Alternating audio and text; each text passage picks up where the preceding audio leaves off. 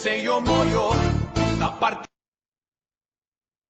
Preston, can you hear the music at all? partigiano, oh vela ciao, vela ciao, vela ciao, ciao, ciao, e se io muoio. What was that? You can? Can you hear it? You can hear it. Perfect. Do you want cameras on? Yeah, we're gonna ask everybody to turn their cameras on. Perfect. We've got 20 people in. I'm going to give it just another second before we. 20 people waiting in the lobby. Yeah. All right, I'll turn my camera Uh, on. actually, yeah, keep it on. I'm gonna ask you to hype up the chat a bit before we get started, and I am going to start bringing people in.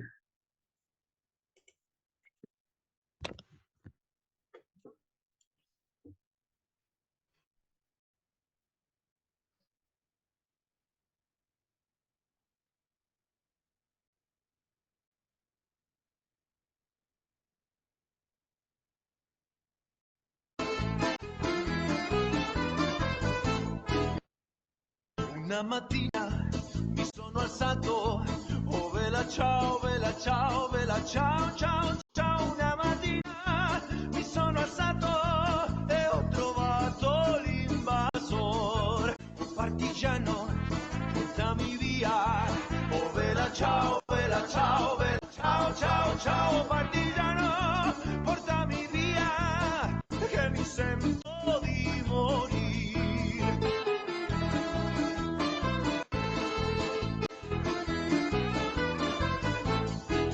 Se io muoio da partigiano, oh vela ciao, vela ciao, vela ciao, ciao, ciao. E se io muoio da partigiano, tu mi devi seppellire e seppellire lassù in montagna. Oh vela ciao, vela ciao, vela ciao, ciao, ciao, e seppellire lassù in montagna sotto l'ombra di un bel fior. Yeah!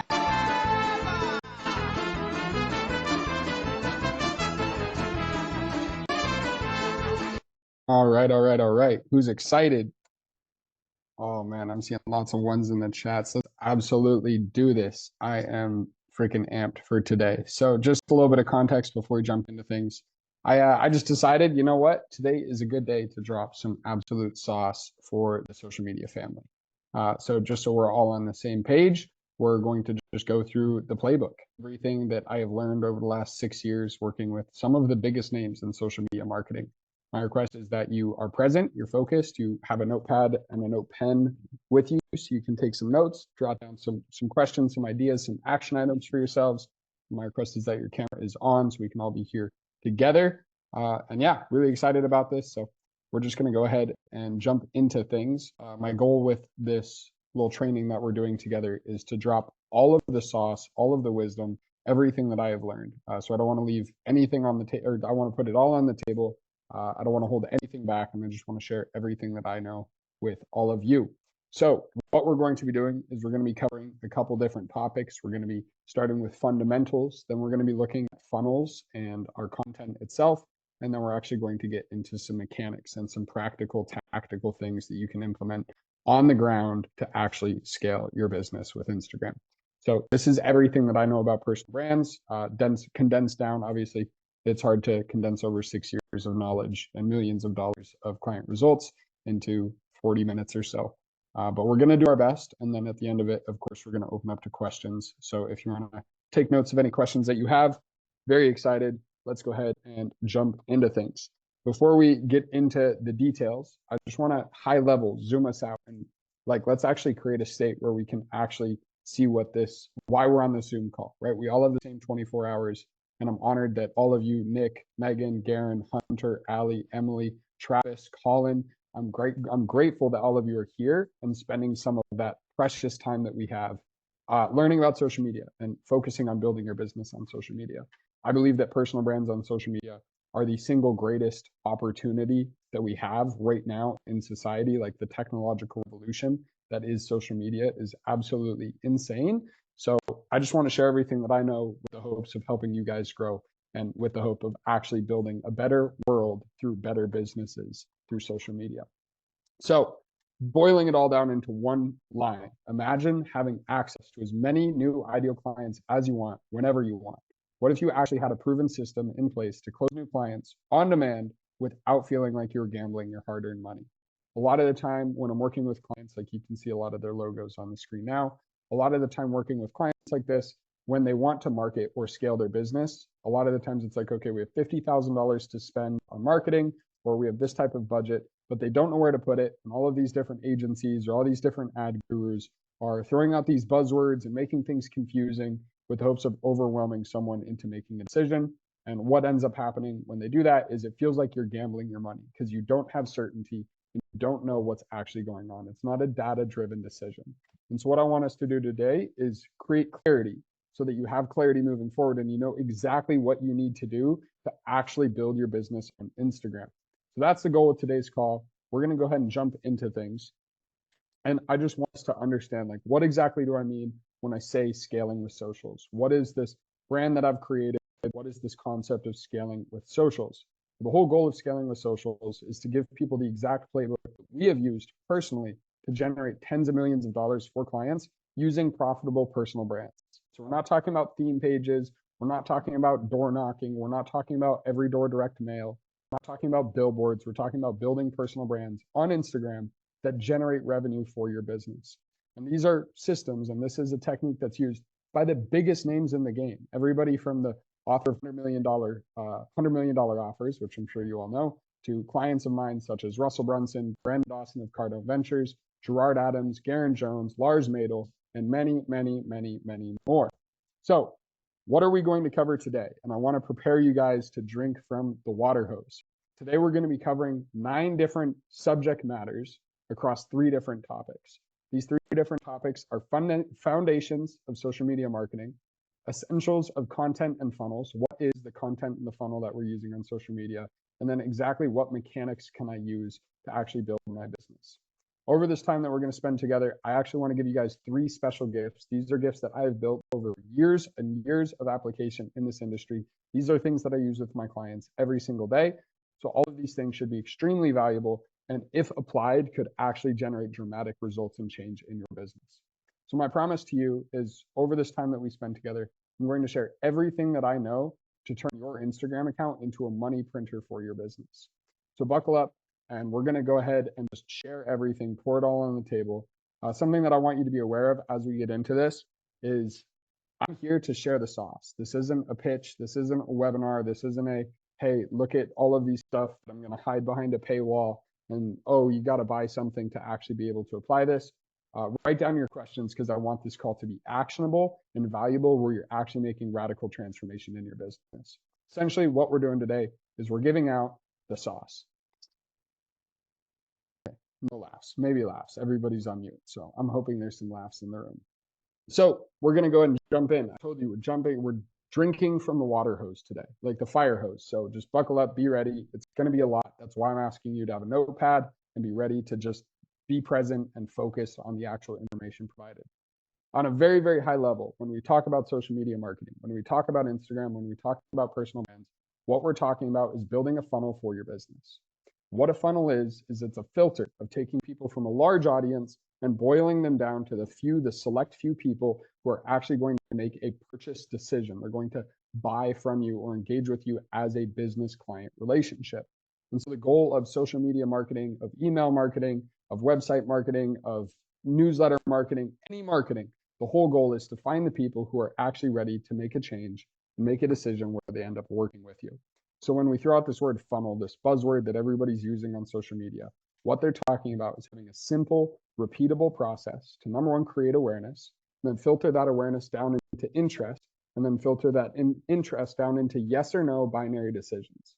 Okay, so that's what we're talking about when we're talking about Instagram funnels. That's what we're talking about when we're talking about scaling with socials or building a profitable personal brand, is we're creating a filter. We're creating a funnel.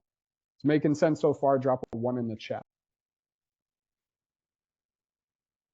And here's for all of my visual people, I know what it's like to be a visual person.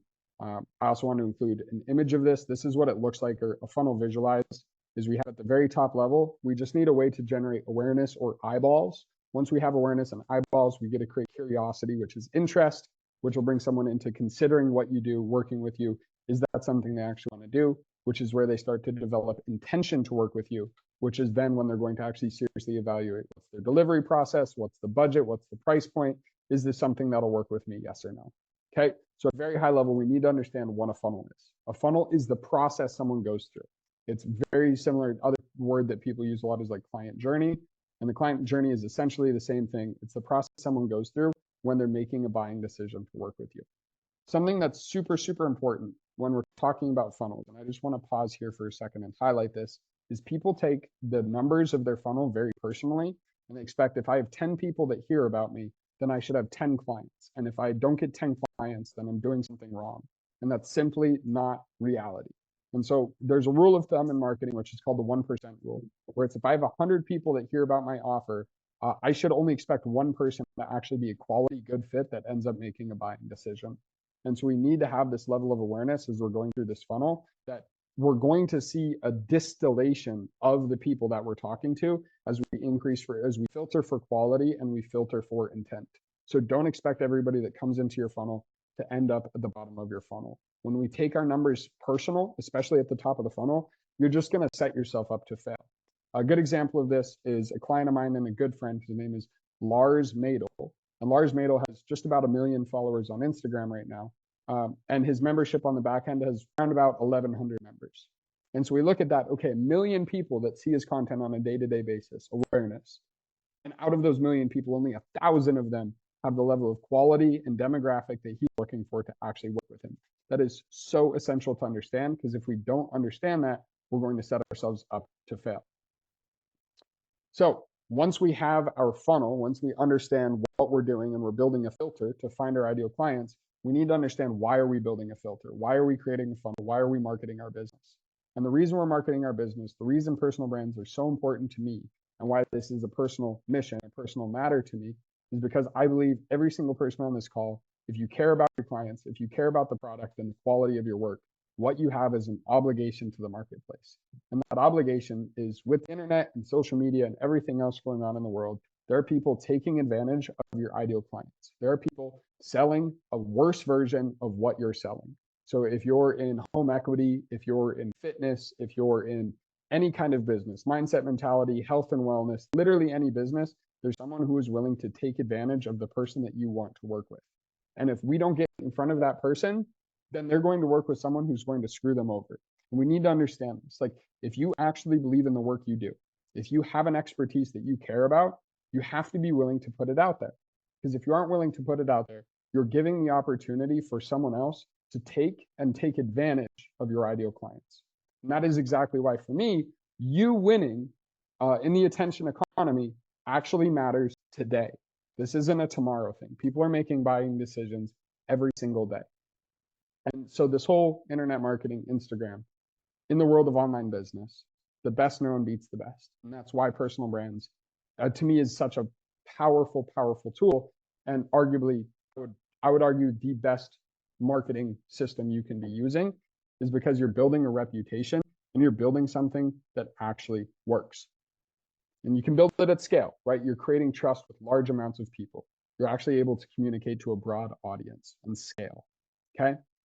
So once you understand your obligation to the audience, to the marketplace, once you understand, I have something to share, I have a zone of genius and expertise, I have a message that matters to the world, I actually want to get it out there and I want to communicate this. The next thing we need to understand is we need to understand our ideal client profile. Who are we filtering for, right? Because that funnel is amazing. When we have really strong filters, we can go from 1 million people down to 1,000 true fans. That's amazing. And it doesn't matter if we're looking for the wrong people. So we need to understand, who is our ideal client. We need to understand, okay, who is it exactly that Carly with an E actually wants to work with? Because if Carly with an E, also hi Carly, hi Carly.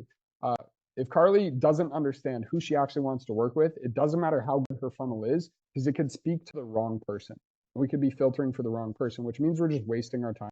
We're actually losing huge opportunity to be finding our ideal client.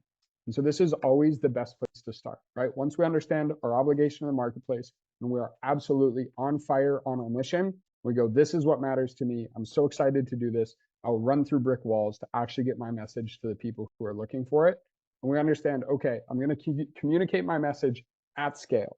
I'm going to put my message out to as many people as are willing to hear me.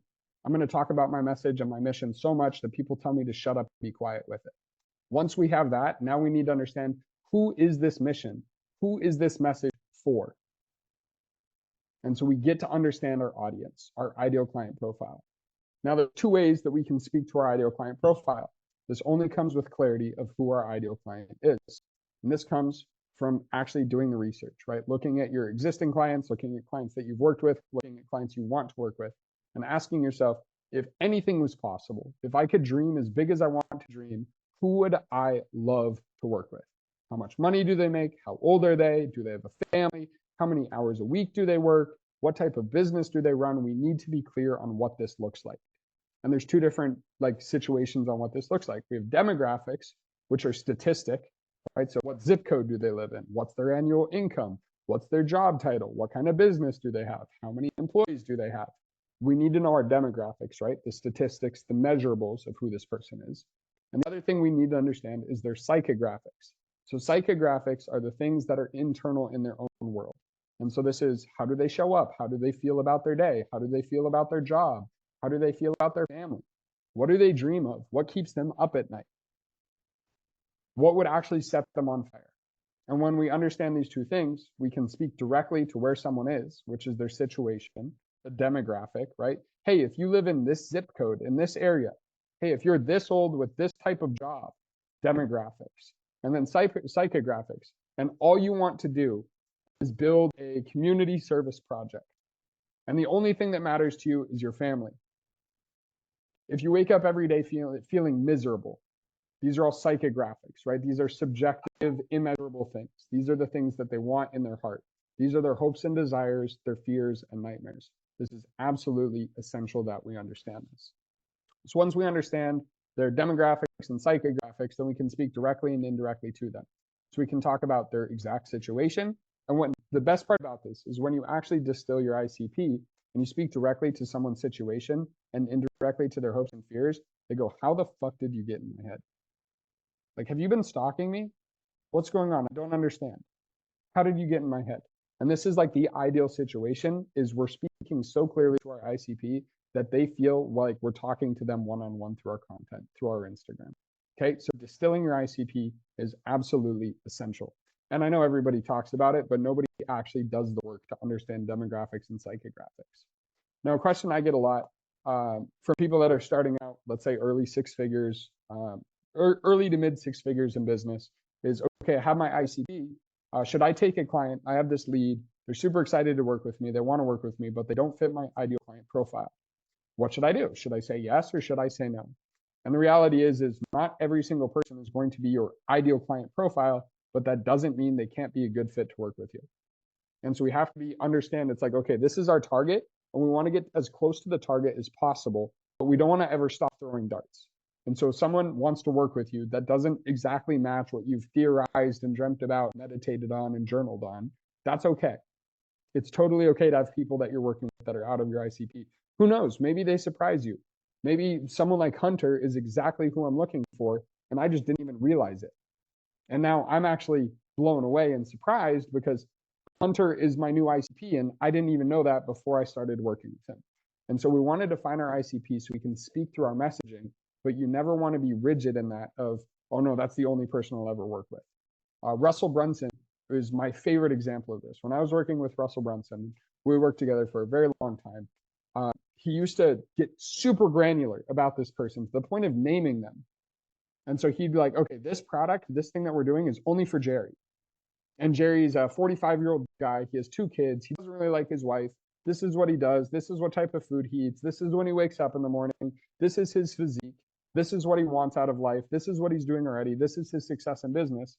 And then the probability of us actually finding Jerry and selling Jerry is slim to none. But the point is we're defining this person. So when you're creating content, when you're creating your branding, when you're creating your marketing, when you're crafting your offer, you can think, okay, how would I deliver this message in a way that Jerry would absolutely love it? And then it isn't about, okay, it's not about how do I get more sales? It's not about me, me, me. It's not about how do I sell my thing? How do I get this out there? It's how do I add value to Jerry? How do I save Jerry? How do I save Jerry's life? Right now, what is Jerry looking for? What would matter to Jerry right now? What's the most impactful thing that I can bring to Jerry in this moment? Super, super, super important that we understand our ICP. And all the guys at the high level, they understand ICP and they're flexible in working with other people. So it's the duality, right? Like we know who this person is, we have clarity on our ICP, and okay, I'm gonna be open and receptive to Carly wants to work with me. I'll work with Carly and let's see what comes of it.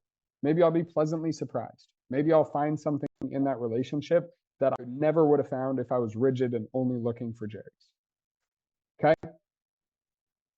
All right, we're going to keep going. So just quick overview of the foundations. And again, I'm moving quickly here, so write down questions at the end. We'll go through all of your questions. Foundations. We need to understand a funnel is a filter, and the filter is to find our quality leads. We need to understand that best known beats best, and you have an obligation to actually get your shit on the internet. Because right now, like hiding, not posting, not communicating your message, not putting your mission out there is only setting yourself up to fail. So we get to communicate what's actually going on and what we're actually promoting, what we're actually building. Best known beats best. Audience actually matters, right? It's like if you have a solution that is better than any other water filter in the world, but you live in a small southern town and nobody knows about you and you don't have the internet, you're not able to change the world. You need a platform. You need a stage. Once we have that stage, if we want to solve a problem for somebody, if we want to serve somebody with a business that is directly, like if I'm doing any kind of high ticket service, so if I'm coaching, if I'm doing real estate, if I'm doing mindset, if I'm doing fitness, we have to understand our client's situation. We have to be able to speak to their demographics and their psychographics. So their situation and their hopes and their dreams. Okay, that's just a quick summary and I want to go through these. On this, I want to share with you guys a gift. This gift is an ICP or an ideal client profile worksheet. This worksheet was born about 2 years ago while I was in Tulum in a mastermind. So it was one of my clients' masterminds. His name is Gerard Adams. We actually sold $150,000 in tickets to this in less than 30 days, completely organically. Essentially, Garen was like, I want to host a retreat in Tulum. And we're like, okay, great. And then we sold it out. And so my old business partner and I, Thor Arsan, we sat down at this retreat and we workshopped with a couple of the people there their ideal client profile. And what ended up happening is we distilled this document, and this document is absolutely sauce. It took us like 5 hours to build this document while we were there. And since then, I've taken this document and every single client I work with goes through this document because I think this document is that important. It's absolutely essential to understand who you're talking to. I've had people pay me thousands of dollars just for this one document, and I'm passing it out to you guys for free. So we've covered foundations. We've covered the root fundamentals of social media marketing, building a profitable personal brand on Instagram. If so far you're following along and all of this is making sense, just go ahead and drop another one in the chat. I want to make sure we're all keeping up. And again, if you have any questions, just note them down on your piece of paper. Okay. Uh-oh, Seth, what does 2 mean? I'm a little concerned about that. We might have to, we'll come back to the 2. I'm a little concerned there. I think, you know what, we'll drop a 2 for questions. Whenever you have a question, drop a 2 in the chat so other people can see that you're writing down questions. I'm excited for that. I'm really excited for questions at the end of this. Again, I just want to pour into all of you with everything that I've learned. So the next thing that we're going to go over here is content and funnels. What do I mean by content and funnels? Well, we're going to unpack it right now. The first thing that I want to talk about with content is building your actual trust and relevance with your audience. So many times I see people that are creating content on social media and it's me, me, me. It's all about me. Look what I did. Look what I'm doing. Buy my thing. Look what I built. Look at these things that I'm doing. Nobody really cares because what they're feeling is this energy of like, you're just trying to push them into something. You're trying to push them into your thing, into your world. And this is so troublesome because what's happening is you're asking someone to come into your world when they have no reason to, instead of meeting them in theirs. And so it's like someone could be scrolling on social media while they're taking a poop or while they're driving or while they're listening to a podcast or while they're in the middle of a meeting and you don't know their world. And so we have the obligation, instead of telling them, okay, I just have this sense of entitlement for your attention, I'm actually going to be generous and kind and come into your world instead. And what this does is it builds trust. right? So when we come into someone else's world, when we give something and we lead with questions and value instead of just asking for something, what we're doing is we're building trust. And this really matters.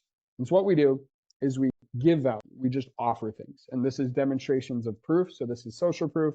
This is being consistent about things, showing results over time, showing that what you did wasn't just a blue moon, once in a lifetime occurrence. We want to demonstrate, number one, that we know what we're talking about, social proof. Number two, that we're consistently generating the same results. This isn't a one-off or just random event that's happened. And then the third thing that we want to do is we want to share with them what's actually going on behind the scenes. And this is absolutely insane. Some of the best results we've gotten across some of our biggest campaigns have come when the founder or the personal brand decided to actually open up about something. I mentioned Lars Madel earlier. Lars Madel, amazing, giant fitness influencer, built an incredible business teaching people how to get in shape. And one of his best performing posts of all time was a post where he talked about when he was younger and he was out of shape and he used to get bullied by his friends and he didn't feel like he belonged. He's like, you know what? Like, this is actually why I got into fitness. This is why this fitness thing matters so much to me. This is why this mission matters to me. And that type of vulnerability leads to dramatic, incredible results, because what you're doing is you're creating humanity. You're showing, hey, I'm just like you. This isn't about me. This is just context so you understand where I'm coming from, so it doesn't feel like I'm just trying to push something upon you. So it's like when I'm talking about getting in shape and getting a six-pack all the time, that's because I used to be the guy that didn't have the six-pack, and that's why this matters. And so when we share vulnerability, again, we want to invite someone to, like, we want to enter someone's world and invite them back into ours. And so step into their world, understand their pain, understand what they're going through, show demonstrations that you understand what's going on, be vulnerable there. The other thing we need to understand is we need to understand relevance. And so again, it's like if you have an e-com offer or a real estate offer, if you're speaking to everybody, you're speaking to nobody.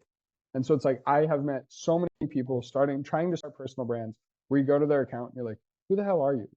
Are you a yogi? Are you an entrepreneur? Are you a world traveler? Are you a fitness influencer? Like, what the heck is even going on here? Is this just a mindset page? Is this a theme page? And so we need to be relevant to our ideal client. And so going back to ICP, when we understand their psychographics, demographics, we can speak in that type of content. I came across an ad the other day that I'll share with you guys. I thought it was like the best ad I've seen in a long time. And in the first 3 seconds, this guy in his ad goes, if you're a pilot looking to get in better shape. The first thing out of his mouth, if you're a pilot looking to get in better shape. And I thought that was absolutely hilarious and just phenomenal. Because what he's doing is he's saying, hey, 99% of you listening, this isn't for you. And the 1% of you that this is for, I want to talk to you and you only. And so again, we want to get in the head. We want to get into the world of our ideal client profile. Type 1 in the chat if we're staying up. So once we're understanding trust and relevance, once we understand, okay, let me actually enter this person's world. Let me actually demonstrate that I know what I'm talking about, that I'm consistent with results, and that I'm an actual fucking human. And I'm not just some animal, some machine that just is always on, right? So it's like, let's say I know Brian Pollard, who's off video right now, is a fitness influencer. And so let's say Brian is Brian's in shape. If you guys want to see what a good six-pack looks like, go follow Brian on Instagram. Brian, drop your Instagram in the chat so people can go check it out. But so Brian, it's like if he's posting every single day his workout and it's just animalistic and it's just the same thing over and over and over, sooner or later people are going to go, is this guy even human? Does he even know what it's like to not struggle? Does he even know what it's like to not feel like working out? So when Brian makes posts like, I woke up this morning feeling terrible. I didn't want to work out today. I did a marathon yesterday, and the last thing I wanted to do yesterday was actually run. And yet I still did it. That type of vulnerability, sharing what's actually going on, is going to create radical transformation and build deep trust in his audience because they actually realize that he's a human being. Next thing that we need to understand is that nobody listens to a nobody. And so, yes, we want to have vulnerability. Yes, we want to demonstrate our expertise. Yes, we want to be consistent, but we never want to put ourselves in a position where we're lower than the people that we're speaking to. And so it's like, I'm going to talk about a transformation that's already happened. I'm not going to talk about the mess that's currently going on. And so if I have a dumpster fire and let's say I was married and my wife wanted to get a divorce and I was a relationship coach, probably the worst thing I could do for my business is be like, oh yeah, my wife is filing for a divorce right now, but I'll show you how to have a better relationship with your wife. It's like, no, that doesn't work. And so we need to demonstrate expertise and put our best foot forward. Also, if you're getting a divorce, but you're also a relationship coach, maybe not a good idea to be a relationship coach. Just a concept. I'll throw that out there. But we need to put our best foot forward. So understand on social media and anything in life, right? It's like if you go to the party, like let's say Elon Musk invited you to a party, to an event. Would you show up in sweatpants and shorts? No, you'd show up as the best version of yourself. You'd show up actually presentable, right? So it's like if we go anywhere on the internet, we understand that digital footprint lasts forever, that what we do on the internet will actually stay around. Well, let's actually do that with intent and not just mess around and pretend like anything I put on the internet doesn't matter. Like I'm not gonna put out things on the I don't believe in cancel culture. I say be radical in your message, and we want to be considerate. Like this is something, especially with like high octane men, like Brandon Dawson was huge on this. Of like Brandon Dawson is like, all right, let's just talk about this political thing, or oh, let's just put out this thing, and it's like, whoa, whoa, whoa, whoa, whoa. Like if we do that, we're going to put you in a position where you're just lowering yourself. There's this quote, I think it was Albert Einstein, that said, don't argue with idiots because they'll drag you to their level and beat you with experience.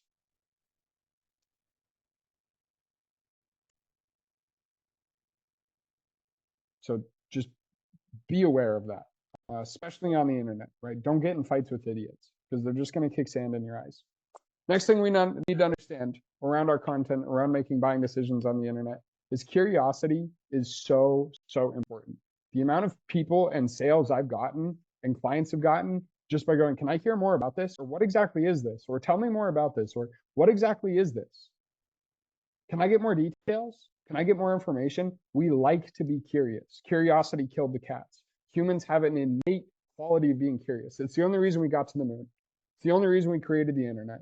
It's the only reason we have telephones. Pretty much anything else is because we're like, well, let's fuck around and find out. Let's see what happens if we just get curious, experimental with things. And so we want to create that tension. We want to create that curiosity. So the invitation is in your content. Whenever you're doing any kind of call to action on your social media, whenever you're trying to sell anything, we want to create an opportunity for someone to ask us a question. And so by the time I ever get to a sales pitch, I'm not going to go, so here's everything laid out on the table. I'm going to go, is this something you think that you'd be interested in? And always, I want to put myself in a position where the question, is this something you'd be interested in, is always answered with, yes, please tell me more about this, this, and this. So we're creating curiosity. We want to create open loops where now they're asking us questions about exactly what do we do.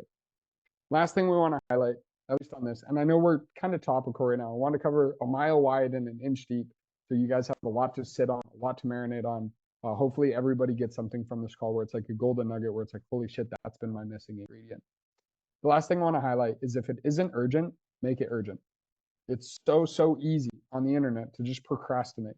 I just made a reel about this the other day of this concept called hypnotic rhythm. And it's this subject or this concept that we generally tend to just stay in the same patterns. We make the same choices, we feel the same feelings, we act the same ways, we do the same behaviors over and over and over again. And it's probably the reason why your bank account is the same now as it was 3 months ago or 6 months ago. Or if it isn't your bank account, maybe it's your body. And if it isn't your body, maybe it's your relationships. But the reason we stay the same in just about anything in life is because we're in a trance. We haven't had a time to, we haven't been presented the opportunity to make a radical new decision. And so what we want to invite our audience to do whenever we're selling on social media is make urgent decisions. This is why like the high pressure closing tactics are actually so impactful, is because if I'm just saying, yeah, just think about it and come back in 3 months. If you actually want to solve someone's problem and you actually believe your solution is important, you go, if they don't do this thing, their life is going to be miserable and continue to get worse. You're not going to let them wait 3 months. You say, look, you say you want a 6-pack, but you also say you want to think about it. What is it? Make a decision. And so we get to create urgency, because if we actually care about what we're doing and we actually care about the person that we want to work with, we get to invite them to make decisions. Yes or no, binary. There's no such thing as maybe. Tomorrow's not promised. There's no such thing as maybe. Now is better than never.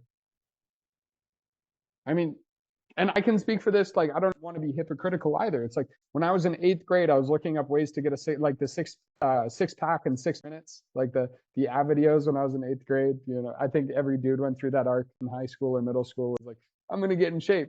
And here I am, I don't even know how many years later, like 8 years, 9 years, 10 years later, looking up the same videos. So just understand, okay, we get to make decisions, then we actually get to make them stick. Now is better than ever. The best time to plant a tree was 10 years ago, 20 years ago, 50 years ago. Second best time is right now. So if someone actually wants a result, don't let them wait on it. Because it's called drifting, right? It's like, yeah, I want that thing, but I'm not actually putting any action towards it, so it doesn't really matter.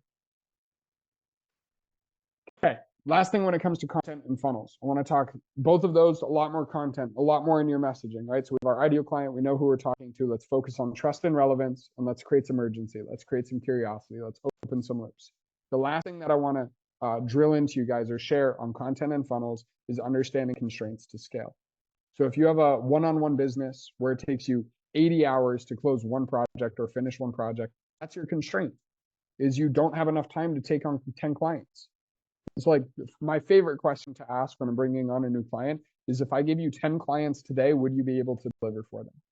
Because that's going to tell me what breaks first, your marketing or your delivery, right? So we have to build a business that can actually scale. People pay for consistency, being able to get the same result repeatedly over time. Okay, so we want to build a process that actually allows people to replicate results. And so more often than not, it's like you could have the perfect coaching, you could be getting radical results for your client, or you could be selling, like your real estate transaction process is super smooth, it's super streamlined, but you're just not doing enough of it. And so what happens is when we do the right things and we do them enough, we do them consistently, we find systems. And when we find those systems, when we find those patterns, then we can do something called automating, delegating, and eliminating.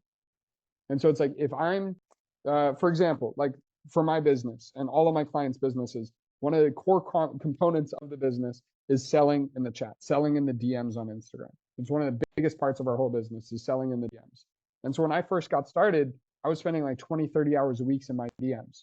And clients, it's like Russell Brunson, dude is worth, I don't even know how many hundreds of millions of dollars, maybe even billions of dollars. He doesn't have time to be in the DMs. And so we put someone else in the DMs. Because it's like, okay, 30 hours a week in the DMs, sending messages, or is there an opportunity for me to delegate that to someone else or automate that through ManyChat so that I can spend my time elsewhere? And what happens is when we have massive amounts of reps, when we're doing the right thing consistently, we see the patterns. We see, okay, I always start conversations the same way. I always ask this question, and I always invite someone to work with me in the same way. And when we see those patterns, then we can systemize it and we can delegate it to someone else. We can automate it with software. If you don't see patterns in your business, like if you don't see a consistent rhythm to how you're coaching clients, if you don't see a consistent rhythm to how you're onboarding clients, if you don't see consistent rhythm to how you're delegating, you're just not doing enough. And so the invitation is like, just do it more, right? It's like we have to actually get consistent with something before we can optimize something. Right? It's like if you have the perfect way to pick up a weight, if you go to the gym and you have the perfect way to do a bicep curl, but you only ever do one bicep curl a year, you may have the most optimized, perfect system for something, but you're just not doing enough reps for results. So step one is consistency. I'd rather 10 crappy reps every day, one rep that's perfect once a year. And so consistency first, apply the thing. And once the pattern come out to you, once you see I ask the same question, I send the link the same way, people are going through the same process, that's when we want to systemize and delegate it. As soon as we have the pattern, pass it on to someone else. Because otherwise you're just pulling yourself back. So we do the thing enough that we see the pattern, and as soon as we see the pattern, create a system around it, pass it on. Is this pattern something that a robot could repeat? Or is there some level of nuance to this? Is there some level of interpretation? And if there is nuance or interpretation to this, okay, let me pass it on to the next person. Right? So it's like if I'm a fitness coach and I'm creating fitness programs for all of my clients, the first client, I'm going to spend all this time creating this perfect fitness routine. And I'm going to say Mondays, you're going to hit legs. Tuesdays, you're going to do a push day. Wednesdays, you're going to do a pull day. And then it repeats. And then the second client, I'm like, wait a second, it's mostly the same workouts. The third client, I'm like, wait a second, it's the exact same workouts. By the 10th client, I know I'm using the exact same workouts in the exact same format. I shouldn't be creating custom plans every time. I can automate this process. I can just take this and say, okay, here's the workout, boom. Or I can pass it off to a secondary trainer who creates custom workouts for them. Okay? We don't want to spend time doing the same thing over and over that could be repeated and automated. Systems for scaling. This is like my favorite thing about software engineers is like software engineers are like the laziest people. They always find the simplest way to repeat something over and over without having to do more work. And so we get to think about our business in the same way. DMs are my favorite place to do this. DMs are like my favorite systems in the world because it's like, okay, I ask the same questions. I do the same qualifiers. They look for the same things on every account. Okay, let me actually just package this as a process, bring on someone else to do them for me. So to summarize content and funnels, we need to understand we're speaking to someone. So we have to be relevant to who they are. Again, we want to go into their world instead of asking them to come into ours. We want to build trust with them instead of just selling your thing right on the front end. Hey, buy my thing. Hey, buy the program. Hey, buy this thing. Like, we're traumatized as a world right now based on how many people have taken advantage of us. I mean, like, we look at the big companies like Coca-Cola. Coca-Cola is like, oh, our product is healthy and it's so good for you. And all their advertising and marketing is around family and safety. And then what actually is Coca-Cola or Nestle? It's like when we peel back the layers on any of these big companies, it's like, wait, this isn't who they aren't who they say they are. So we want to focus on demonstrating I am who I say I am, and I'm interested in you. Then we want to create that urgency. We actually want to demonstrate, hey, like this is something that you get to make a decision on. This isn't something to wait on. And then the last thing that we want to do is we want to understand as soon as we have a pattern, as soon as we have a system or something that's standardized, we're going through the same routine, let's delegate it. Let's make this systematic. Let's make this routine. Let's normalize this. And so it's like if you build up a new pattern, you build up a new decision, you build up a new behavior, as soon as possible, you just want to make it automatic. So you don't think about tying your shoes anymore. The first 5 times you tied your shoes, it was almost impossible. It took so much effort to learn. And then over time, your brain, which is so efficient, created a process around it. It automated the program. Said, okay, now I don't have to think about tying my shoes anymore. And that lasts the rest of your life, just like riding a bike. Okay, we want to create systems the exact same way across anything in our business. Type 1 in the chat if this makes sense so far. I think systems is like probably the most intimidating thing in everything that we're going to cover. So make sure you write down your questions, especially around systems, because I want to share all of the sauce. To help with all of this, especially around the funnels, because we don't have enough time to go over everything. I've also built out this video that's absolutely insane. I'm going to be sharing with you another gift, another little treasure from me to you that has taken hours and hours and hours to build. This is condensed wisdom. This is like all of my knowledge. I'm going to be sharing it with you. This video in and of itself is worth thousands of dollars. So I want to share that with you guys just because you're on this call, because I appreciate every single one of you and I actually care about you getting results. This video is sauce. I mean, this is like tens of millions of dollars worth of market research on Instagram going into a single video for you guys to watch. So this video, if you knew nothing else from this call, this is your homework. Go watch this video. I'm going to share the link with everybody as well. The last topic that we get to cover, and then we get to go into questions, is marketing mechanics. Let's actually get into the nitty gritty. So again, just high level to review. We've covered foundations, funnels or filters. We've covered our responsibility to the marketplace, that best known beats best. And we've covered understanding your audience means that you can actually communicate with your audience. We've demonstrated that we actually want to enter someone's world. We've talked about urgency, and now is always better than never. Like, good today beats perfect some other day. Every single day of the week. It's like we want to take action, radical action, transformative action. It's like if there's one behavior or one thing that every single one of the billionaires that I've worked with or talked with all have in common is they do it now. They don't wait. And so it's like someone has an idea about some cool marketing concept. They're like, great, when can I have a report on that? Or when can we actually launch that to the marketplace? They're not waiting around. They're not twiddling their thumbs. Radical action always wins. And so whether it's this or something completely different, focus on actually taking action. Then the last thing that we've covered so far is as soon as you see a system, as soon as you see a pattern in a behavior, let's go through the process of automating, delegating, or eliminating this. Is this something I really need to do? If not, let's eliminate it. Is this something that a robot can do and it requires no nuance or decision making? Then let's automate it. Let's connect it to a robot. Or is this something that requires some degree of nuance and understanding?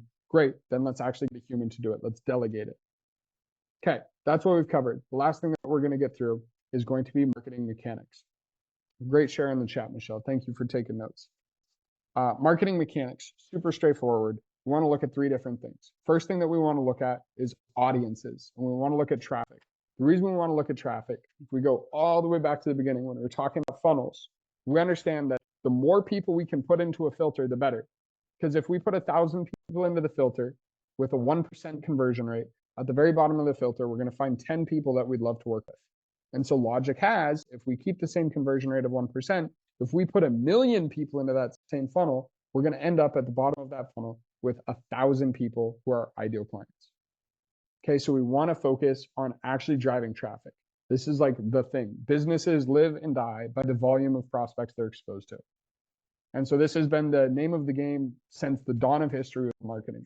This is how the Catholic Church got so widespread, is they said, all right, we're going to go tell every single person in the world about Christianity. That was the Crusades. That was a marketing campaign. I also love thinking about the Crusades as a marketing campaign because it just kind of puts it in perspective. Marketing has always been here. It's just taken different shapes. So what we need to understand is, okay, I have an offer that I care about. I have a filter to find my ideal clients. What exactly am I going to do? And this is where we start looking specifically at Instagram.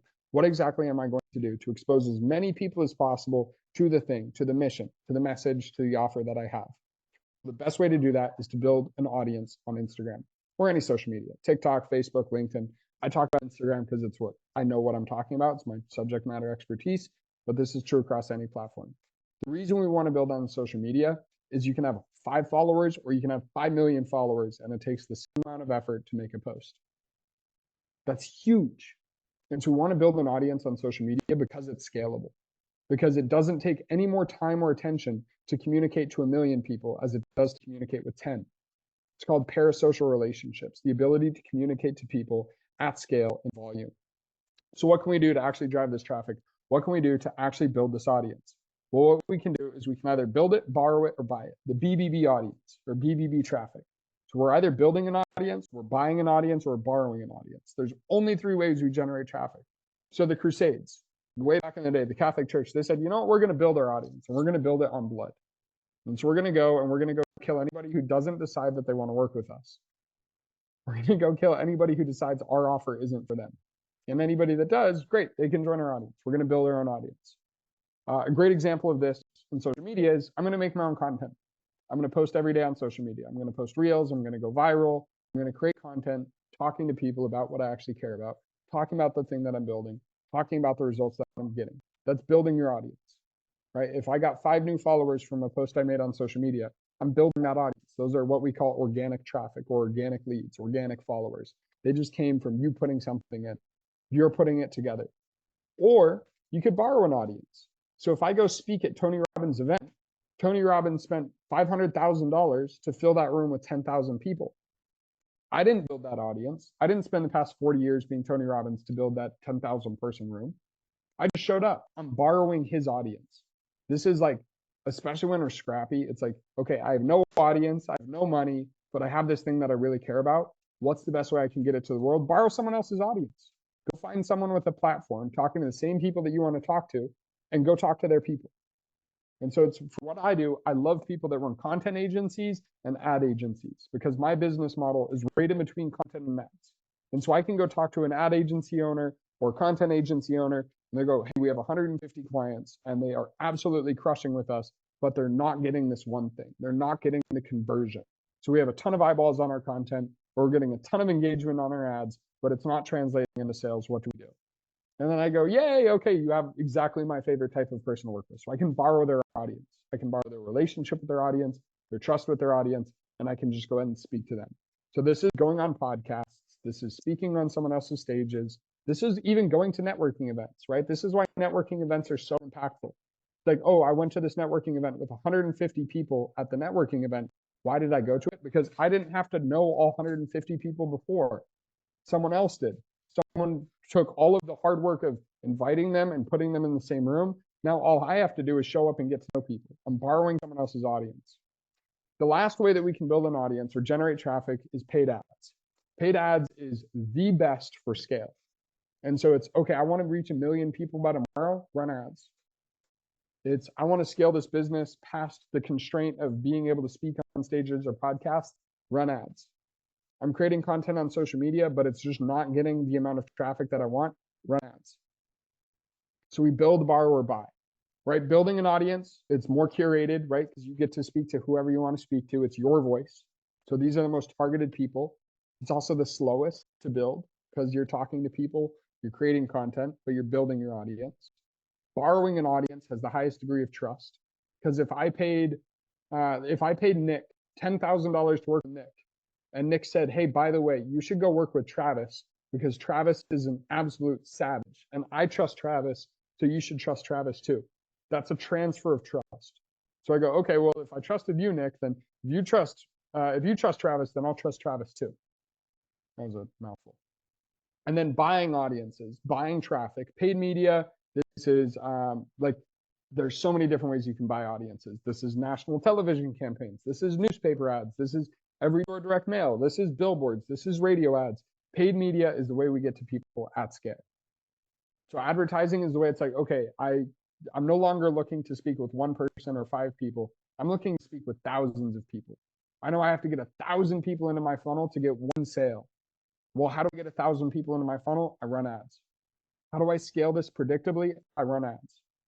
There's also a unique advantage with ads that your content and podcasts or like borrowing an audience is super unreliable, right? So if you guys create content on social media, you make a post, it gets 1 million views, or you make another post and gets 500 views. And there's nuance and okay, I understand like there's, was it my hook? Was it the video quality? Was it the audio quality? Was it the content piece itself? It's unreliable, it's hit or miss. We never want to rely just on that. Same thing with podcasts. I go on a podcast, I get 5 clients. I go on another podcast, I get 0. Why? Was it their audience quality? Was it the way that I showed up? Was it the thing that we talked about? We don't know. With ads, when we buy an audience, we can be predictable. And so we figured out, we test, we spend, okay, I'm going to spend $1,000 on ads. I'm going to see how many clients I get out. Okay, I spent $1,000 on ads and made $2,000 back. Okay, great. Now I know if I use the exact same ad and do the exact same process, if I put $1 in, I get $2 out. So instead of spending $1,000 this month, I'll spend 2. And if I spend 2,000, I get 4,000 out. Okay, great. Let me go spend 4,000. Okay, I spent 4,000. I made 8,000 back, and then you scale it, right? It's very elementary to understand this, but it's so, so essential. And the amount of people, it's like there's this psychological cliff that you have to step off of like, I have to understand that this works, right? People have been running newspaper ads as long as there's been newspapers. People have been running TV ads as long as there's been TVs. People have been running billboard ads as long as there's been billboards. And so we have to understand, okay, the new frontier of advertising is paid ads.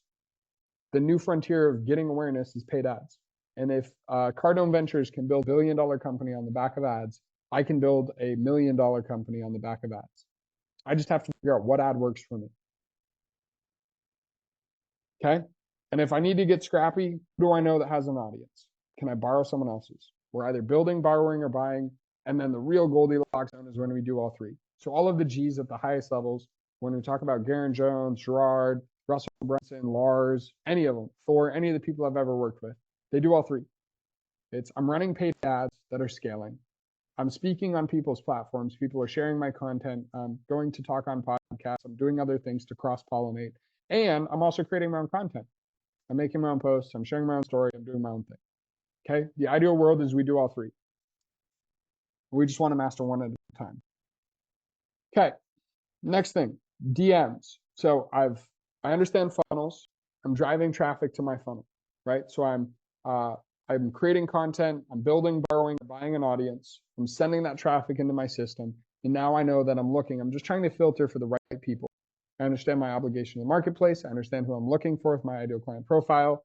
Okay, I understand all of this. What's next? Well, now we have all of these people in our funnel. We're creating content. We're running ads, we're speaking on podcasts, and people are going, okay, I want to hear more, right? Griffin sends me a DM and Griffin says, what exactly do you do? Or tell me more about the business that you're in. Tell me more about how you can help me. Ali swipes up and she's like, hey, I'm trying to grow my business on Instagram. What should I do? Now I have a conversation. Now I have an active, engaged prospect.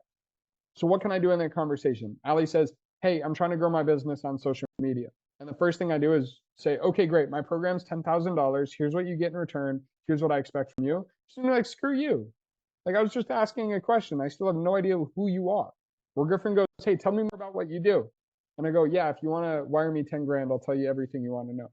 It's like, screw you. We want to serve before we sell. So we want to add value.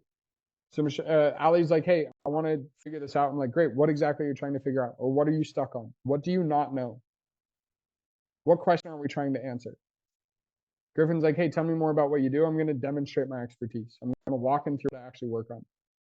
But what happens is to actually solve someone's problem, to solve Travis's problem or Tamara's problem or anybody else's problem, We need to understand the context. We need to understand what's actually going on.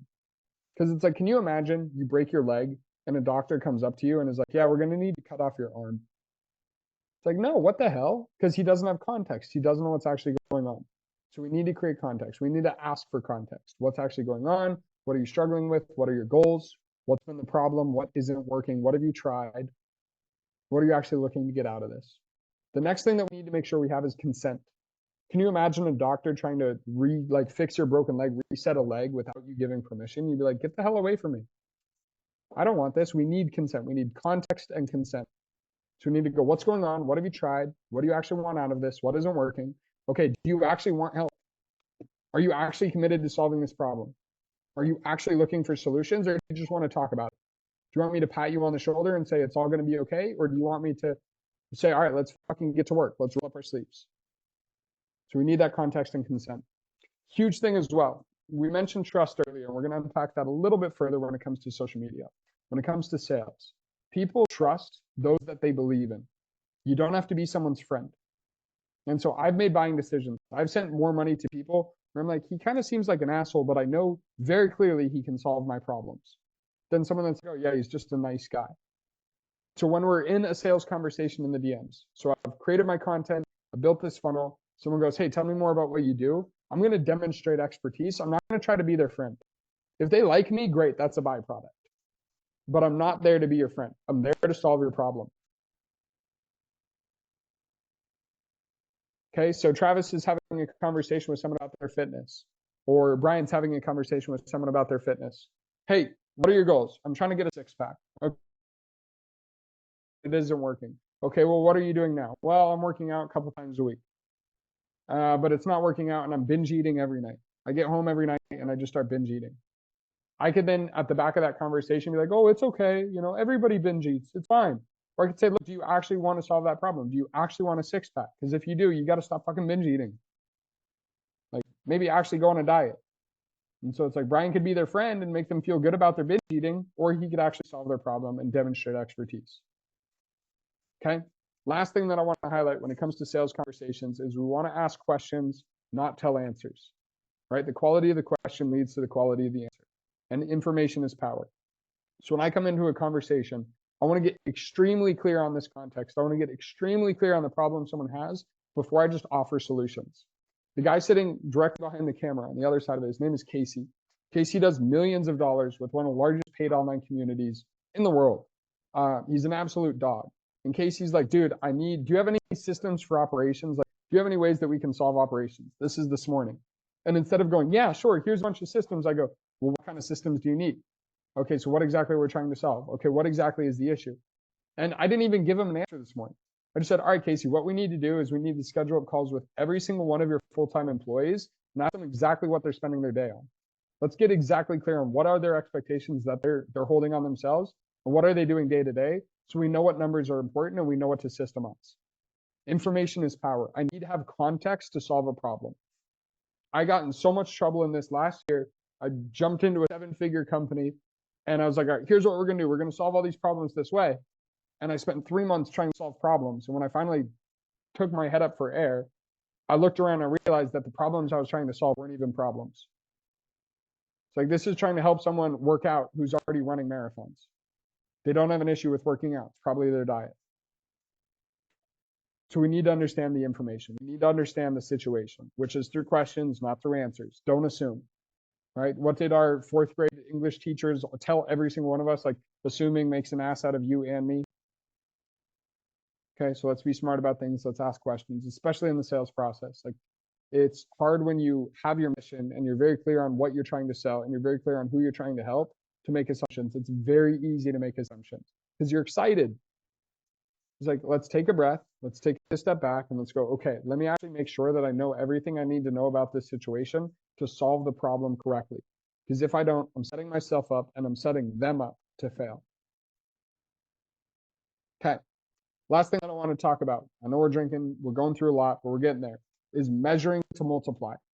This is like the bane of existence. This is like the crucial foundational failure that I see in almost every single 6-figure business I work with, and that is not having the data. We have to understand simple scales, and we need our data accessible. Because what happens is so many business owners, it's like, okay, well, I did $50,000 this month. Okay, where did that $50,000 come from? I don't really know. How many sales did you get? I'd have to go check. How many sales calls did your team take? Oh, I don't know. How many of those sales calls did they close? I don't know. How many calls did you book this month? So what was your sharp rate? I have no idea. So we need to understand our numbers. We have to know our numbers. All of the 8-figure guys, all of the 8 and 9-figure guys I've worked with know their numbers to the fucking T. It's like memorized. And so it's, hey, Russell, what's your client acquisition cost right now? $745. It's like that. He doesn't have to check a spreadsheet. He doesn't have to go look somewhere. He just knows. And so we have to know our numbers, right? And this is like the big distinguisher, 6 to 7, 8, 9 figures is knowing our numbers. So if you don't know your numbers, know your numbers. The other side of that is don't track everything, because everything is like, you don't want to get granular right out the gate. It's like if I'm making $4,000 a month, but I'm spending 10 hours a week just in a spreadsheet trying to figure out my conversion rates, I'm wasting my time. Go make more money. Like, go focus on making money, and then it's like, okay, let's get this organized after. But we need to know our numbers that actually matter. So it's like, if my business is a real estate business, and I know that I first need to get showings. So it's like, okay, I need to get, let's say it's, okay, I want showings on this property. And then after a certain amount of showings on the property, the likelihood of someone making I don't even know the process, but it's like, let's say someone makes an offer, and then out of so many offers, someone actually going to put money down to buy the house. And then after someone puts money down to the house, they're going to buy. I need to track those numbers. How many open houses have I had? How many people actually came and looked at it? How many offers have I gotten? And out of those offers, how many actually move forward in that process? And after I do the first 3 or 4 houses, I can realize, wait a second, if I get 15 showings, I get 3 offers. And if I get 3 offers, one of them closes. So now I know my system, and I can say, okay, what do I have to do for my business right now to get X amount of offers, to get X amount of showings? Right? It's the same thing with any kind of business. So Griffin runs a high ticket business that does sales calls, if I'm correct, if it's still the same. And so Griffin needs to know, how many times do I need to get someone to look at a website? How many people need to look at a website for one person to book a sales call? And how many sales calls do I need scheduled for one person to show up on that sales call? And then how many sales calls do I need to schedule for one person to become a client? Griffin's the kind of guy I'm willing to bet he already knows his numbers. Griffin, do you know your numbers? Yes. Griffin, would you mind sharing those numbers with everybody? I might mind. I do have automated systems to track basically all those numbers and which sources book in everybody. So I have really clear numbers for everything. Bingo. Does that help you scale? Does that help you sleep at night? Yeah, it's fundamental. I would not be able to scale without it because I can't solve problems if I don't know where the problem is in the funnel. Bingo. And so this is the thing of, if you know your numbers and you know, okay, 1 out of every 2 sales calls I take turns into a client. So I need 2 sales calls to get 1 client. And 2 out of 3 calls actually show up. So I need to schedule 3 calls to get 2 people to show up for 1 person to turn into a client. When I know that, when I take 4 sales calls and I don't get any sales, I go, what the fuck happened? Because my numbers were this. I had a baseline, and now it's changed. And now I can actually figure out what's going on. Are people not showing up at an increased rate? Is the quality of lead worse? What's actually going on in my business? I can diagnose it. If I don't know my numbers, I can't diagnose anything. Griffin's absolutely on point with this. And talking again about automations and systems, once I have my numbers and I manually track my numbers, now wait a second, I can get Zapier to do this. I can get this all to be automated. I can put this in a dashboard that sends me a text every day that says, here's all my numbers. So essential numbers for like high ticket businesses on Instagram. Number 1, cash is king. So how much cash do we collect? Number 2, how many sales calls do we take? Number 3, how many people actually scheduled sales calls? That'll show us our show rate. Okay. Number 3, how many links did we actually send? How many people did we ask to book a call? So it's like, well, I sent 10 links to book a call, but I only had 2 people book a call. Well, what's going on? Why am I getting such a dramatic drop off of people I'm asking to book a call with me versus people that are actually booking a call with me? I want to track those numbers. And then if I'm running ads, I want to know, okay, well, how much do I actually have to spend on ads to get a client? What's my client acquisition cost? And okay, how much do I need to spend to book a sales call? So cost per book call. So when we track these numbers, we can diagnose our business and we can scale. Because if I know, okay, I spend $500 to acquire a new client, it costs me $500 on paid ads to generate 50 DMs on Instagram to turn into 10 book calls to turn into 1 sale. If I know that process, I can go, okay, then logic stands. If I spend $1,000 on ads, I'll get 2 clients. If I spend $10,000 on ads, I'll get 20 clients. And now we can actually sleep at night knowing how to scale our business. If we don't have this, we can't scale our business. So last thing I want to share with you guys as a resource, or my final gift to you today is, oh wait, no, we have a summary first. My apologies. We're getting there. I'm rusty at this, boys. Forgive me. To summarize, marketing mechanics: build, borrow, or buy an audience. We want to have a tactic for every single one. So building an audience. I'm posting 3 times a week. We have to make that commitment. Okay, I'm building an audience. I'm going to post 3 times a week on Instagram. Okay, I'm borrowing an audience. I'm going to go on 1 podcast a month. And then I'm going to buy an audience. I'm going to spend $500 a month on ads. We have to know our numbers for all 3 of those. How am I building? How am I borrowing? How am I buying an audience? We want to do all 3. Next thing, in our DMs, am I just pushing for a transaction? Am I just telling someone what to do without having any like context on their situation? Or am I actually asking them quality questions? Because like so many people do the DMs wrong and it just irks me. It's like I was actually on a call with a client yesterday who their appointment setter was sending the very first message he sent them was like, the message was like, hey, Emily, I thought you'd be interested in joining our program with a 7-day free trial. And I'm like, dude, you know nothing about this person. Why the fuck would they sign up for your 7-day free trial? Like, it was just so silly. And I'm like, hey, why don't we just change this language to, hey, Emily, is this something you're interested in? Or, hey, Emily, we're doing this thing. Would that help you right now? Like, let's actually ask questions instead of just pitching something right out the gate. And then the last thing I want to know is, what are my numbers? How much does it cost to acquire a new client? How many calls do I need to schedule to book a call or to close a client? One of the other guys that I live with, he takes sales calls and he knows that his show up rate is 30% of the time. And so he knows, okay, I have 10 calls on my calendar today. 3 of them are going to show up. And so he can actually psychologically prepare himself for that. Otherwise, all day long, he's disappointed because he's like, oh, I have the sales call. And then nobody shows up. And he's like, why the fuck isn't anybody showing up? But he knows his numbers. So he knows he has a 30% show up rate. So he's not stressed about that. So he can just focus on doing the things that actually matter to move the business forward. Okay. So a little gift to you for this is the DM template. This is my zone of genius. This is where I've spent a lot of my time developing, and a lot of the value that we've brought to these billion-dollar companies is in the DMs and through the sales scripts, through the DMs. Yeah, Emily just dropped a comment of like SDRs getting pissed about no-shows. There's a reality there of like, if you know that you should expect no-shows throughout your day, it's not going to ruin your day. But if you don't expect it, it's going to throw you way off. Really, really, really important to actually understand what's going on. So I'm sharing a DM template here with you guys. Absolute sauce. This is all of the do's and don'ts that I've found being in the DMs myself, generating over 7 figures in the DMs, having clients generate over 8 figures in the DMs, all off of Instagram. This is language. This is do's and don'ts. These are questions that we use. These are best practices on how you can actually build out your DM sales process. So that's like the cover everything. That's all we've got for today. Maybe we'll do another one with deeper. I would love to get some feedback on this, by the way. Foundations, okay, marketing fundamentals. A funnel is just a filter. What's my obligation to the marketplace? Best and beats best. Who am I actually talking to? Who's my ideal client profile? Am I building trust and being relevant to my ideal client profile? Am I creating urgency in my audience, or am I just letting them coast? Do I understand systems, automating, delegating, and eliminating? And then am I building, borrowing, and buying an audience? Am I just pushing people in the DMs? And am I actually making measurements? So we do all of this, we can build a 7-figure business. It's really straightforward. It's really straightforward. It's not super complicated. Like, the whole point of all of this is like, we want to focus on basics. We want to focus on data, simple scales. And when we measure, we multiply. That's all you take. That's all you need to take. Simple scales. When we measure, we multiply. It's like, am I doing the things to generate traffic, build, borrow, and buy an audience? Am I making posts? Am I speaking on podcasts? Am I running ads? Okay, if I'm doing those 3 things, if I know my numbers and I'm actually consistent about my numbers, okay, great. Now, where do I optimize? What's the biggest gap?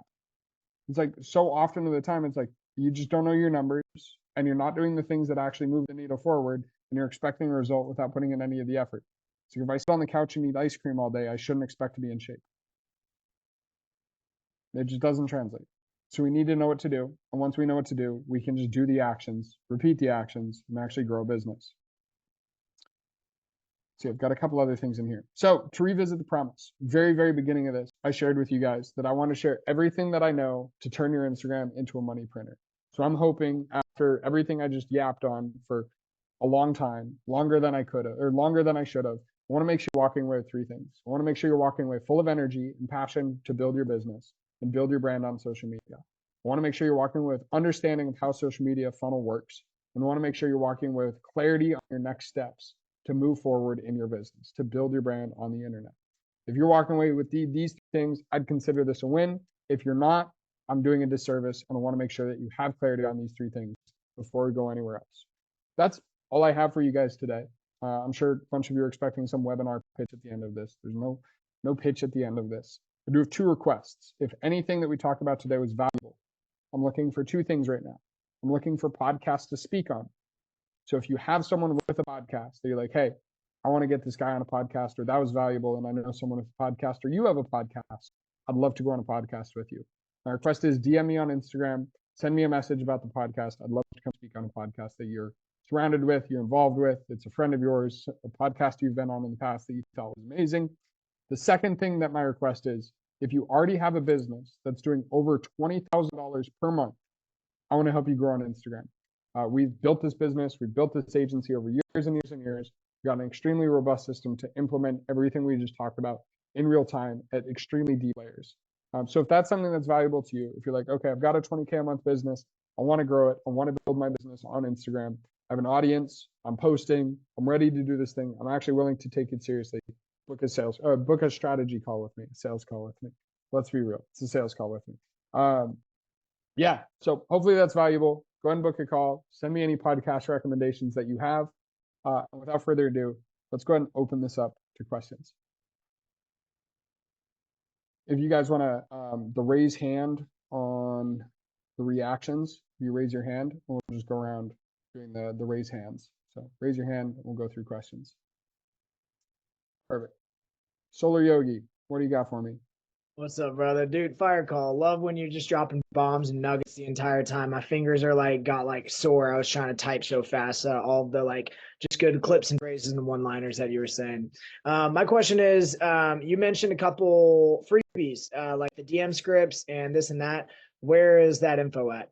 Yep. So I'm going to send everybody a DM after this call with all of the links and the link to this recording, so you can go watch this back. This is my gift to you guys because you actually watched the call. You were here. You gave me your time and your attention, so that matters to me.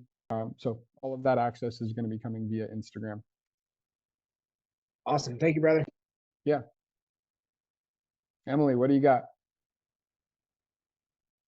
I had some questions about ICP research. I'm still pretty new to that side of marketing, and so I've got all of my friends who own businesses, and that's where I'm seeing the most need. And it seems to be more of a one-off or anecdotal kind of view, I guess. Is that enough to create an ICP here, or do I need to actually look into more statistics and a broader range of people? Yeah, so the first level of ICP is just conversational of who do I want to work with? Who do I dream about working with? Who do I think would be my favorite kind of client? The second level is actually doing market research. So there's so many consumer studies that have been done and psychological studies where you can actually validate your assumptions. And so that's I'm a statistics nerd. I was a calculus tutor in high school. I love validating things with data. And so it's get an idea of who you want to work with and go look for consumer studies that validate that information. Then there's trends, right? It's the decisions that people make based on income, or the different types of beliefs people have based on income or geography. So we're going to look at psychographics and demographics and validate based on consumer studies. Griffin, talking about his business, Griffin works with therapists, which are an extremely risk-averse marketplace. So therapists are not typically people that make really quick transaction decisions, very large, significant, life-changing decisions. So Griffin's going to be intentional about the way he's communicating with his people to allow them to feel safe to actually make a buying decision. And we can validate all of that through market research. Where can I go to learn about those consumer studies? Oh, you're going to hate that I say this, but I just use Google. I love prompting ChatGPT.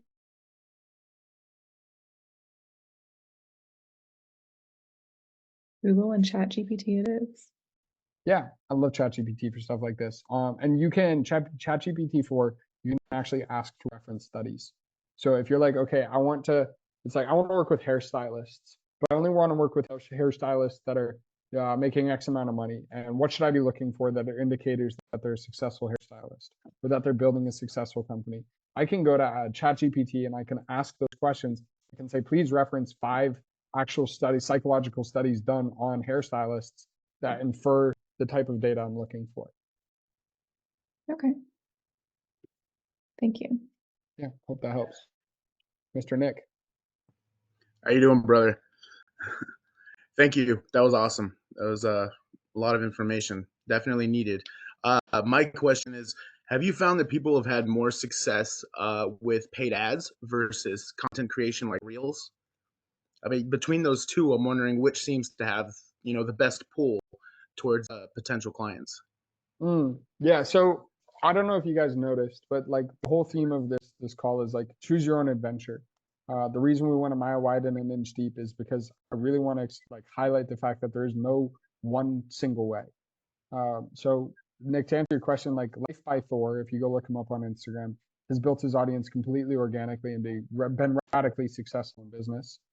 Sydney Hale's also on this call, one of her clients. Adrian Brambilla has built a multi-7-figure business just off of affiliate marketing, organic. And then people like Russell Brunson built $1 billion business with paid ads. So Nick, there is no one right answer. What I would look at is the pros and cons, right? So it's not that one's going to be more successful than the other. I argue that you should be doing both, and both are very beneficial to your business. But what I would offer is that there's pros and cons, right? So it's like content's a lot less consistent and a lot less predictable. You're creating it's dynamic, right? So it's something you have to create continuously over time. Ads are something that's static, right? You create it once, it's consistent, it's predictable. But the difference is instead of spending time creating content, you're spending money. So you just got to weigh the options. If we want to go deeper into that, we can, but it's like, Nick, I would advise, what do you do, Nick? Tell me a little bit about your business. So right now it's actually just launched over this last week, but it's been in the works for a while. I have over 13 years of sales experience, person to person. I started racking up business accounts for the companies I was working for. They noticed my means of socializing was very good. I'm also very deep into like self-education, and that brought me into learning about human behavior, studying into attachment theory, and understanding how to bridge that gap between the customer and the salesperson so that you create a foundational relationship with your customer that, it supersedes looking at your client as a number. It's something where it's allowed me to build a massive customer base, many of which I still talk to today after years. And when you can create a good foundational relationship where a customer feels heard, you actually take interest in their life and understand how they communicate by proper training, then you just have way more effective skills that way. Huge. Okay, so Nick, here's kind of the approach that I look at, is the lowest hanging fruit, right? It's like what's the fastest path to action, or what's the fastest path to the result? What's the most efficient path we can take? So it's like step one, okay, you've got a list of hundreds, if not thousands, of people you've worked with in the past you can contact. I would start there and just focus on getting sales from existing relationships, reputation. Assuming we've already tapped out, you've gone through the 1,000 people you've worked with, you've gone through all of your old business lead lists. Okay, now assuming we've done that, we've tapped out, exhausted organic resources, what should I do? In my perspective, you have 13 years of experience. I would start documenting and sharing that on social media. And I would say, how much can I afford to spend on ads? I would do both. The reality is like, okay, I'm going to build this brand on Instagram. I'm going to post content about this thing. And the thing that's going to get me a quick result, the thing that's going to get me clients right now is going to be ads. The content, it's like, okay, I'm building a brand for the next 5 years. I'm building this reputation on the internet, on social media over a long period of time. What's going to get me results right now is creating a piece of content that's like, if you have a sales team that is disconnected from their audience and you're seeing high churn rates because they're selling things that they shouldn't be selling, I want to come in and increase your close rate by 20% and increase your retention by 15% guaranteed over the next 3 months, or it's completely free. If that's something you're interested in, send me a DM right here. Right. Swipe up, send me a DM. That's perfect. Follow me here on Instagram, whatever it is. Awesome. Yeah, with this being such a new, like Longship coaching, I mean, I just launched it. And so I figured using that 13 years of sales expertise and, seeing every department that I've managed increase and nearly double with my time there. there's a lot to be shown toward, other, like, if you've noticed, the generation of salespeople that have been doing it since the 60s are moving out. And so you've got a lot of people my age and younger who are in the sales floor, working, whether it's automotive or any of those things.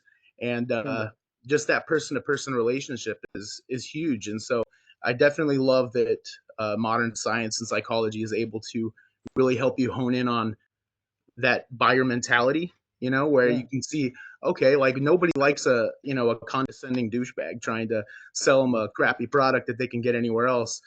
It's something that's had me curious how I was gonna start doing that, because the long ship coaching, the Instagram page, I actually just created last week as well. And so all of this being very new, I was thinking I've got some real ideas that I wanted to make this coming week, and I was thinking about putting together some ads. Nick, it's time for you to metaphorically get in the gym. It's like, get some reps in, bro. Exactly that. It's like you have an audience and you have a message that's perfect for ads. Go write out, I would say, write out 100 ads and post 20 of them and put $200 behind each of those 20.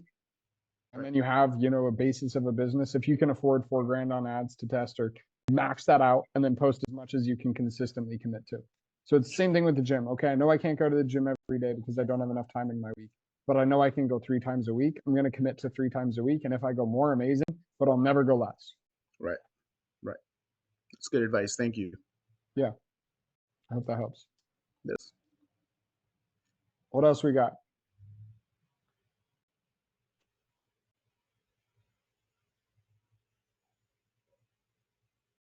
Don't everybody go all at once.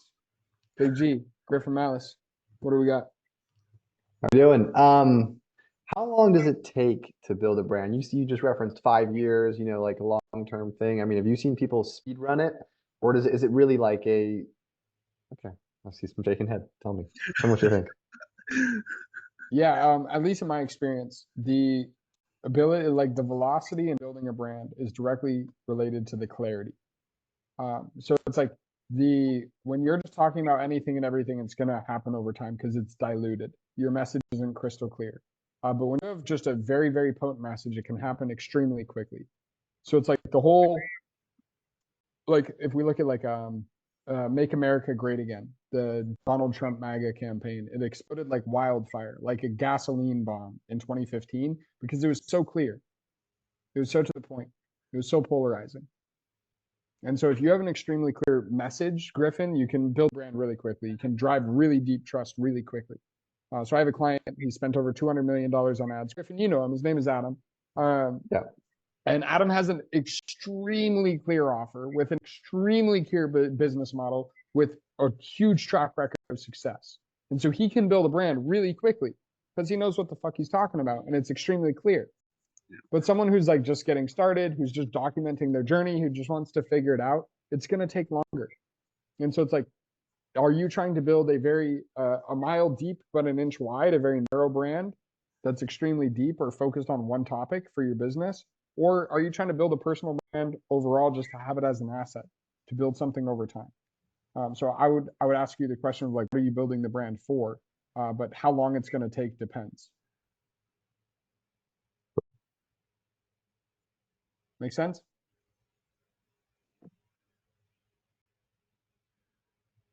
Boom. What other questions we got?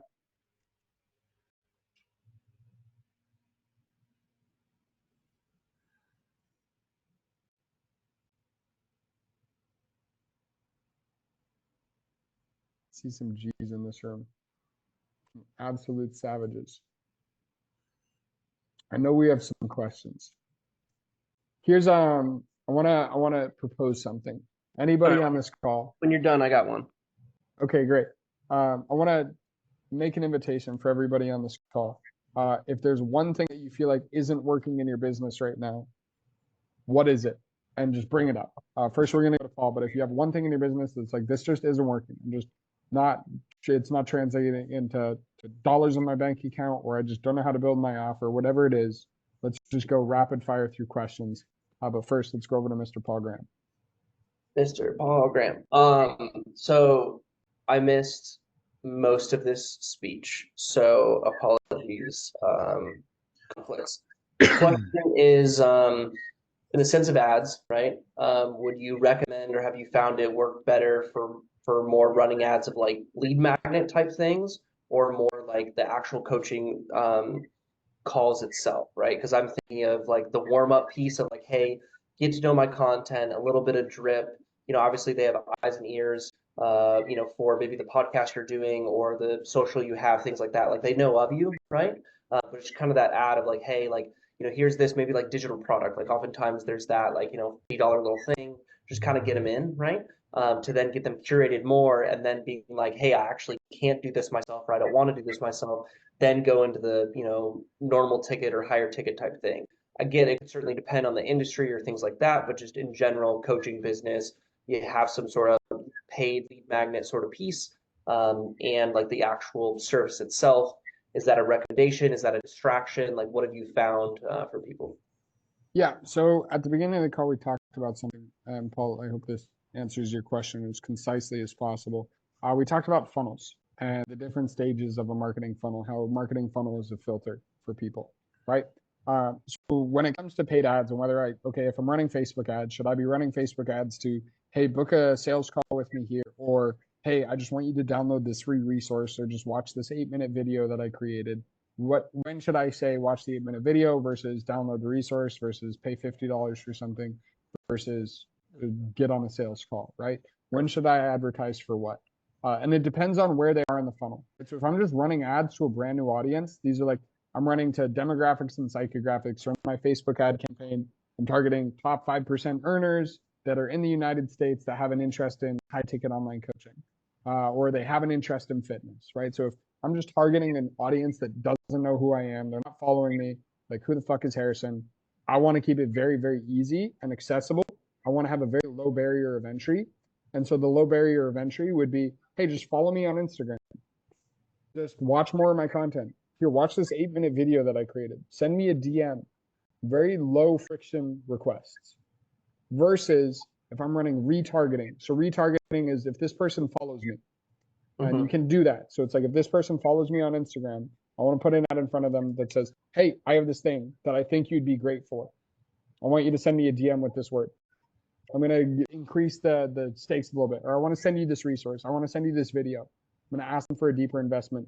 Versus if someone's already booked a sales call with me, but they didn't show up, I can use a pixel to say, anybody who's booked a sales call with me or is exactly like the type of person called lookalike audiences.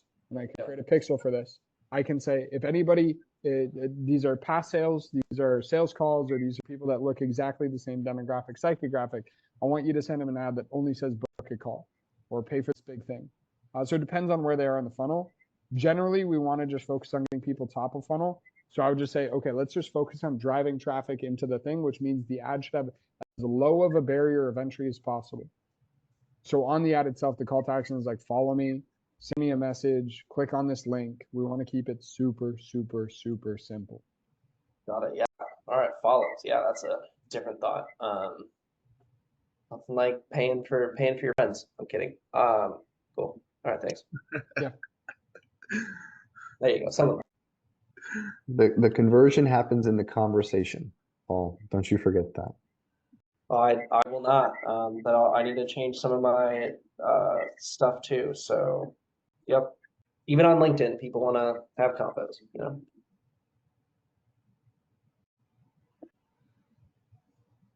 That's good. What else we got?